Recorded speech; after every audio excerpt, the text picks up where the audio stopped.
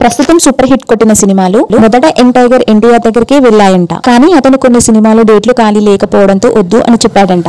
మరికొన్ని సినిమా కథలు నచ్చలేదు అని చెప్పాడంట. ఇటువంటి కారణాల వలన ప్రస్తుతం సూపర్ హిట్ అయి ఉన్న కొన్ని మూవీస్ నైతే తారక్ రిజెక్ట్ చేశాడు. అవే మూవీస్ తెలుసా? సురేందర్ రెడ్డి దర్శకత్వంలో రవితేజ నటించిన కిక్ సినిమా, సుకుమార్ దర్శకత్వంలో అల్లు అర్జున్ చేసిన ఆర్య సినిమా, వినాయక్ దర్శకత్వంలో నితిన్ నటించిన దిల్ సినిమా, బోయపాటి మొదటి సినిమా భద్ర, నాగార్జునతో కలిసి సెకండ్ హీరోగా ఊపిరి, కళ్యాణ్ రామ్ చేసిన అతనొక్కడే, అలాగే ఎవడు, కృష్ణ అనేటి మూవీస్ అయితే రిజెక్ట్ చేశారంట. ఇప్పుడు చెప్పిన సినిమా లిస్టులో హాఫ్ ఆఫ్ ద మూవీస్ అయితే ఫెయిల్ అయ్యాయి. ఇంకా రిమైనింగ్ మూవీస్ అయితే సూపర్ హిట్ కొట్టాయి.